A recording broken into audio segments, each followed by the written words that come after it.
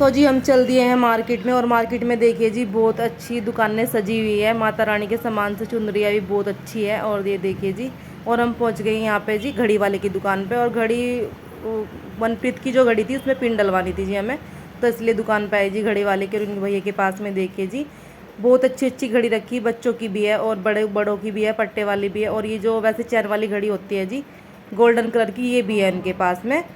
तो जी देखिए, बस हमें ऐसे देख रहे थे जी। देखिए ये वाली रेड कलर की जो घड़ी है भैया के पास में, आपको दिखाई दे रही होगी, तो ये मनप्रीत की घड़ी है। और पिन डलवाने के बाद भी ये चल नहीं रही थी, फिर दोबारा दिखाई तो तब चली जी ये दोबारा दिखाने के बाद में। और हम पहुंच गए जी यहाँ पे जूते चप्पलों की दुकान पे बैठ के आके।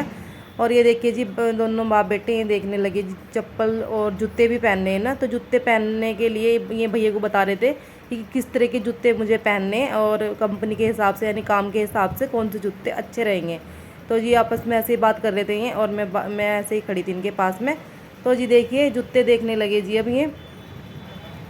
तो जूते देखने के बता रहे जी कौन से कैसे कलर के, जो भी होगा मुझे नहीं पता जी। देखो इन्हें पहनने तो इन्हें ही पता है। तो जो जूता शुरू में ही पसंद आता, मुझे भी आता और मनप्रीत को भी आता वो जूता पसंद।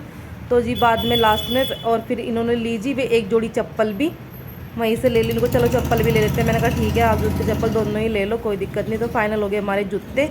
तो जी जूते चप्पल लेने के बाद में हम पहुंचते हैं जी फिर जैसे रास्ते में। तो रास्ते में देखिए जी यहाँ पे मैं देखती जा रही थी, मुझे लेनी थी जी सेब।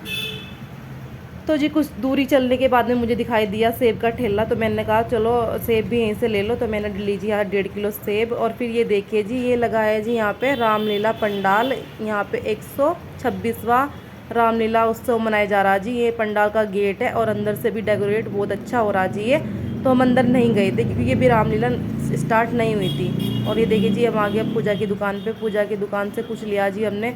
बहुत भीड़ थी मार्केट के अंदर, तो जितना जो मुझे लगा कि जितना मुझे याद आया तो इतना सामान मैंने भैया से ले लिया। और इन भैया से मैं कह भी रही थी एक पान के पत्ते की वजह से कि पान के पत्ते कितने आ रहे, तो मैंने कहा नहीं भैया मुझे इतने दो चाहिए मुझे पान के पत्ते। तो मैं मतलब पूजा का जो भी था सामान लेने के बाद में देखिए जी अब यहाँ से हम निकलते हैं। जितने भी थे फिर बोलने लगे मैंने भैया मुझे 2 पान के पत्ते दो।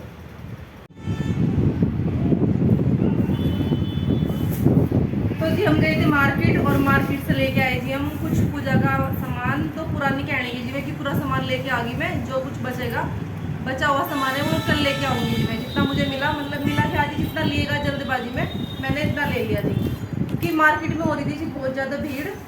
तो ये जी सेब लाई जी मैं 1.5 किलो, और मनप्रीत को खाने हैं जी बर्गर।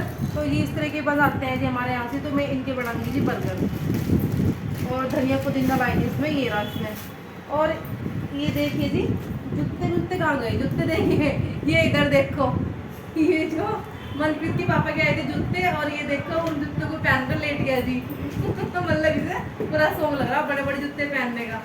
और ये चप्पल भी है जी, ये देखिए जी इस तरह की चप्पल है, चप्पल अच्छी है जी। तो जी इनके जूते चप्पल दिला के लाए जी आज। और तो जी रात का टाइम हो रहा 7:15। तो जी चलो अब